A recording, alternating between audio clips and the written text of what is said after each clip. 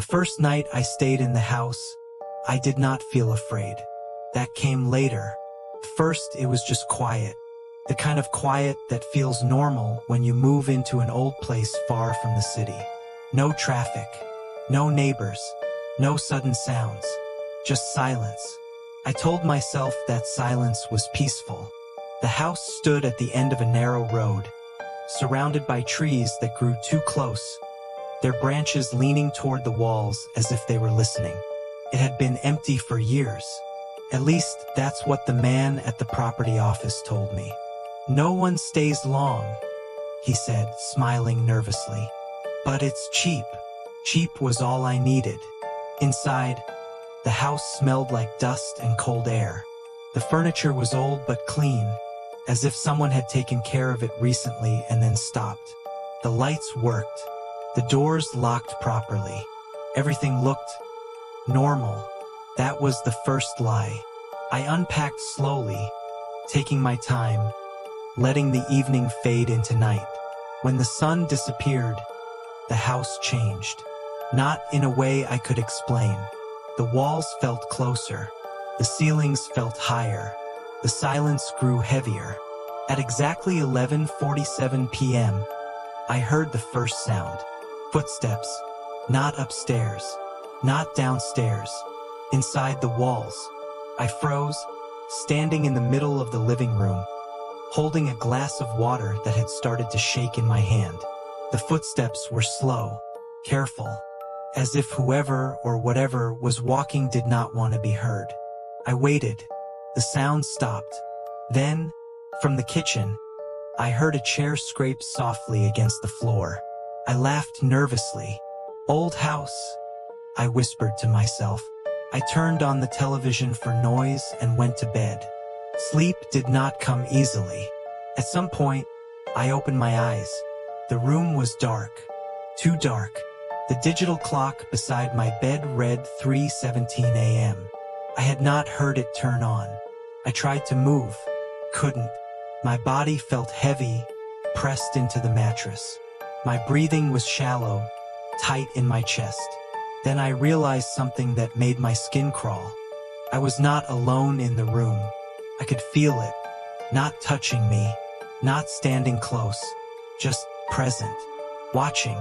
A soft sound came from near the door. Breathing, not mine, slow, controlled. I tried to scream. Nothing came out. The breathing stopped, and a voice, quiet, calm, almost gentle, whispered, "You're awake." The pressure vanished. I sat up, gasping. The room was empty. The door was closed. The clock was off. Morning came like nothing had happened. But the house had learned something that night. That I listened. That morning, I tried to convince myself it was sleep paralysis. A trick of the mind. Stress. New place. Old house sounds.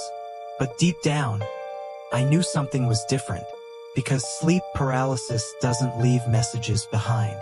I found the first sign in the kitchen. A single glass had been placed perfectly in the center of the table. I didn't leave it there. I remembered clearly.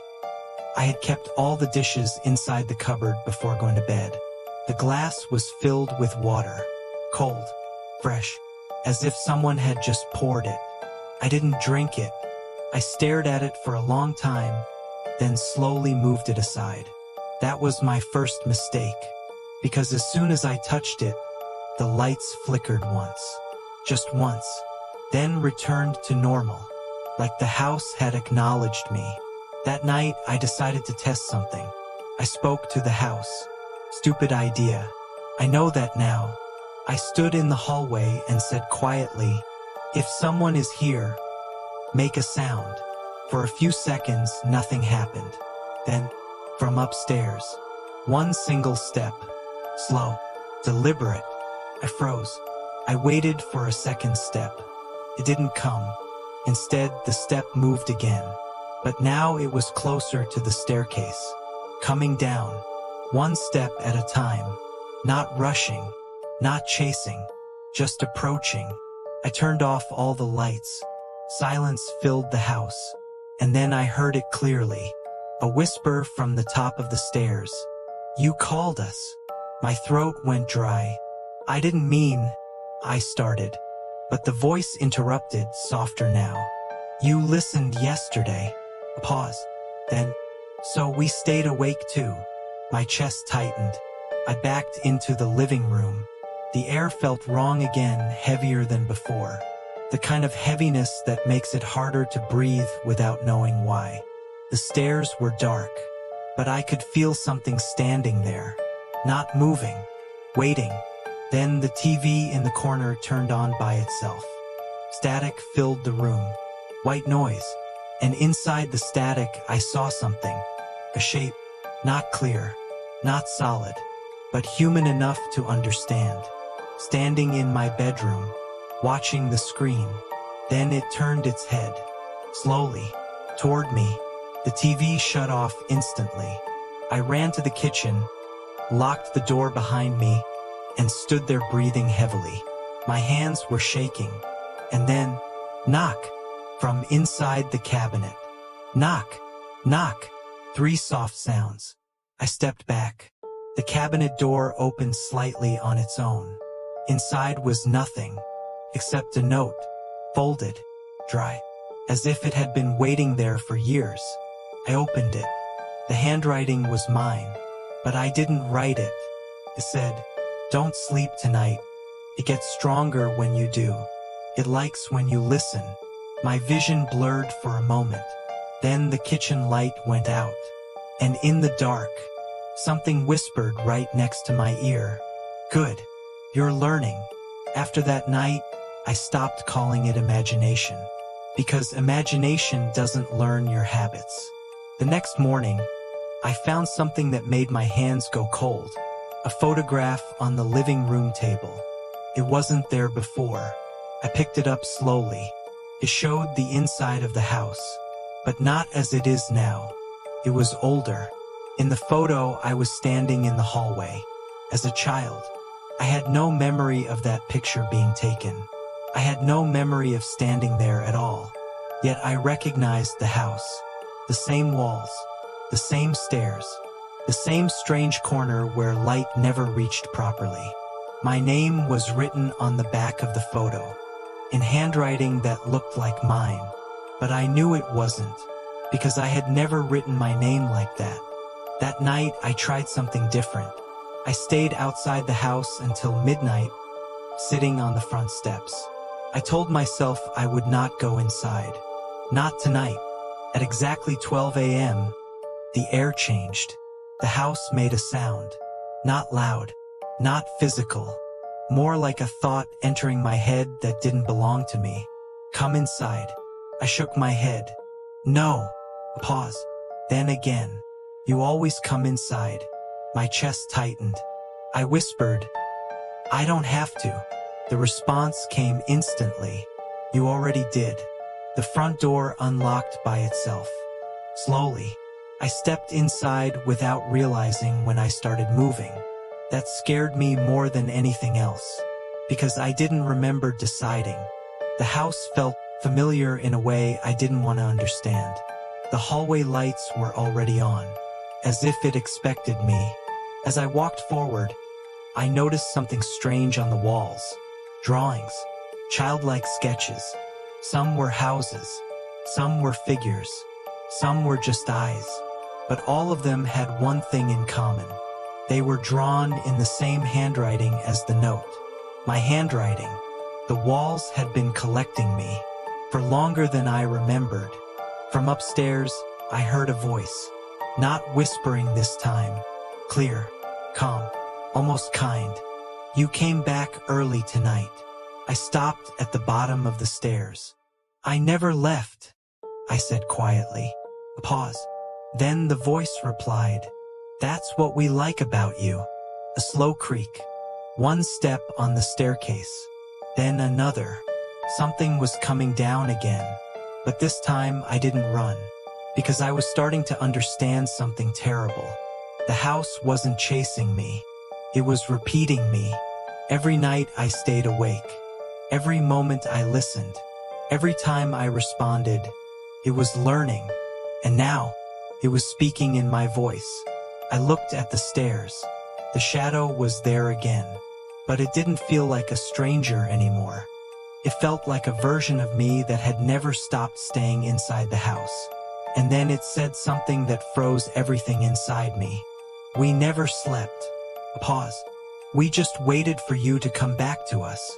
The lights flickered, and for the first time, I couldn't tell if I was inside the house, or if the house was already inside me.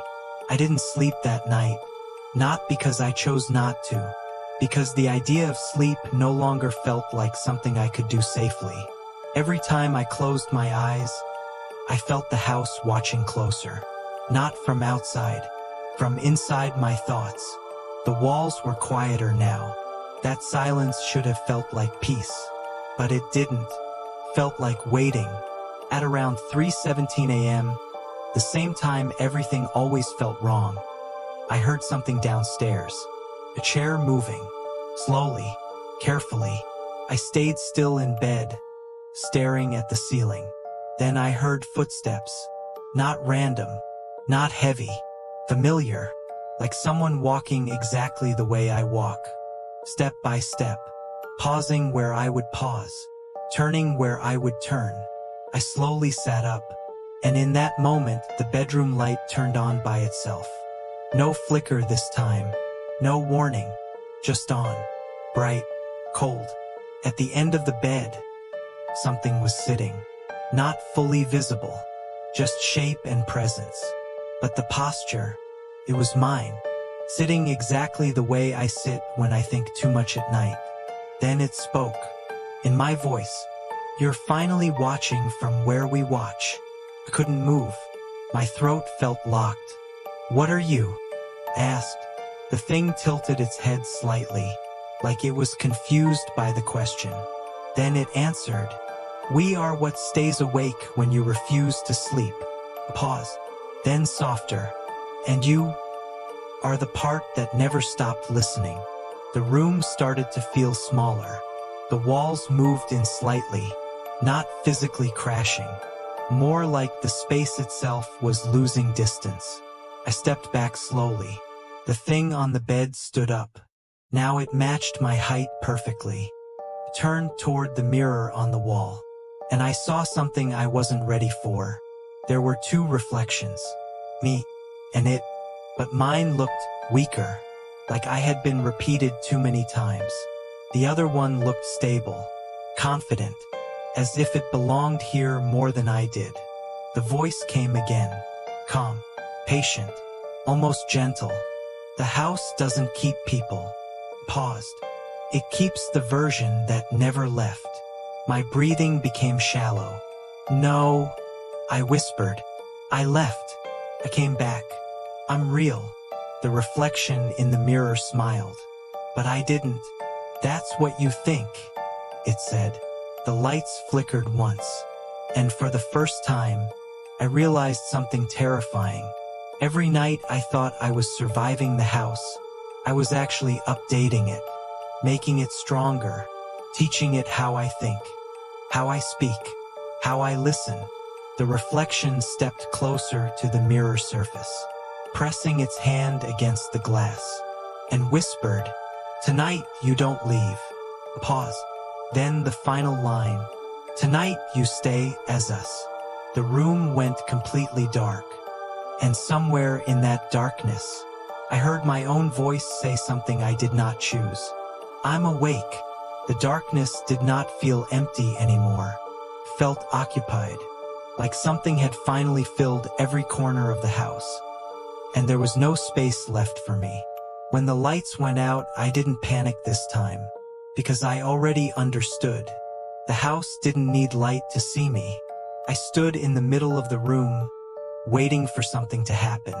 But nothing rushed. Nothing attacked. The house was patient. Too patient. Then I heard it. My own voice. Not from behind me.